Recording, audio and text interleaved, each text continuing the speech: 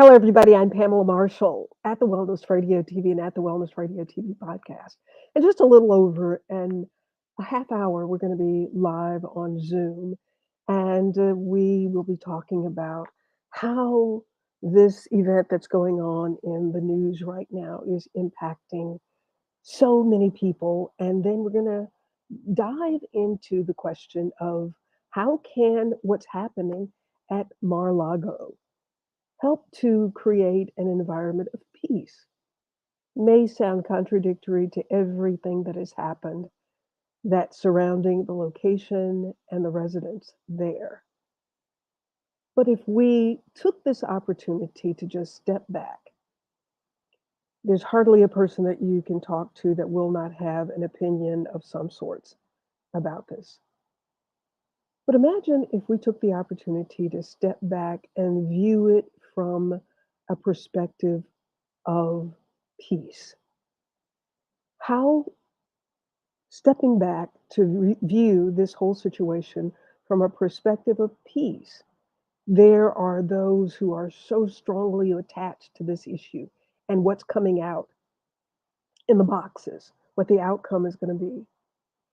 Let me tell you, as a member of the media for more than 30 years, understanding the ploy to get people to tune in to headlines. But there is something that's much more critical than you watching the boxes that are coming out or that have come out or that might come out of that particular location. I am going to be talking today on our Zoom with Onyinye. She's in Nigeria. I'm going to be on her show. But we're going to be talking about what's in your box because that's what's critical. That is what is critical to your journey. How do you refocus and say, let me make sure that I am not doing like those who gathered around the woman in the Bible to stone her when we have a box of things that can be indicting to us in our journey? How do we look in that box and make sure that we have gotten all of the things out of that box that will prevent us from being in a place of peace? I would love to for there to be a campaign to because let me tell you, there are Christians on both sides of this who feel very strongly about the way they feel, but they must ask themselves, am I viewing this from a place of peace? What does the scripture say about not rejoicing in another person's sorrow? What does the scripture say about casting the first stone? What does the scripture say about praying for others, regardless of what they have done to others, what they have done to you? But our responsibility is to pray and to encourage and to uplift. When we are manipulated by things in the media, and I feel very strongly about that, having been a part of the media, when we are manipulated by things that are happening in the media, it is incumbent upon us as individuals to step back and identify, why am I allowing this to bother me? Why do I need to see the play by play?